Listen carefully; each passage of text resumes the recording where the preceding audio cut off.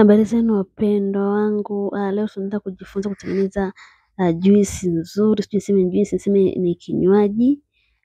Kwa hiyo mahitaji yangu yanakopo ni hayo, sukari pamoja na zabibu. Zabibu unaweza ukapendelea hizi nyeusi au zile za kijani.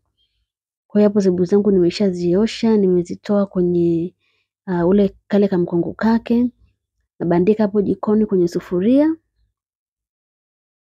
Naweka na maji kiasi. Maji nimeweka kama vikombe viwili. Unaweza kama maji baridi au maji ambayo yameshapata moto. Mimi nichemsha maji kwenye jagi hapo. Weka hivyo, naweka na sukari yako kulingana na kile kiwango cha sukari unachopendelea. Unaacha vitu vyako sasa, unavichanganya vizuri, unaacha vichemke. Unafunikiza hapo vichemke kabisa. Kama unavyoona hapo vimeshaanza kupasuka, na wewe unaendelea kupasua ili zipasuke upate rangi nzuri pamoja na ladha ya zabibu kabisa.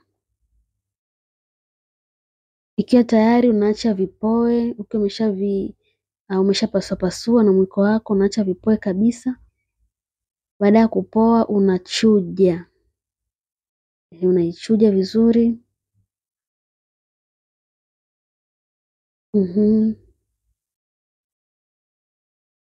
Unachuja huku unaendelea kuminyaminya kama kuna ambayo yoyote kwa mwiko ambayo hazijapasuka vizuri, kwa ajili ya kupata rangi nzuri pia ya juisi yako pamoja na ladha yake original.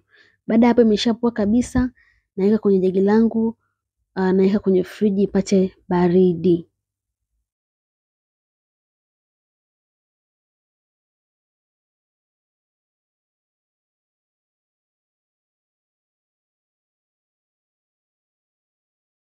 Sasa imeshapata baridi, naanza kuisave. Juisi yangu ipo tayari.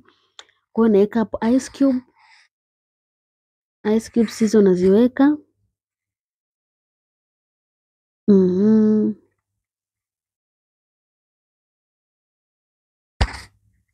Naweka juisi yangu.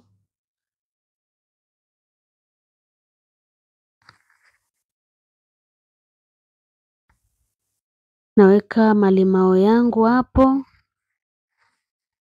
Malimao. Baada ya kuweka malimao naweka na Sprite. Ndio hivyo inavyotakiwa kuwa saved, yani inatakiwa kiwe hivyo. Basi juisi yangu ipo tayari kama unavyoiona hapo. Unaweza ukasave na chakula au na bites, ila mimi nimesave na keki. Recipe ya keki naacha link kwenye description, ipo hapa YouTube. Usisahau kusubscribe.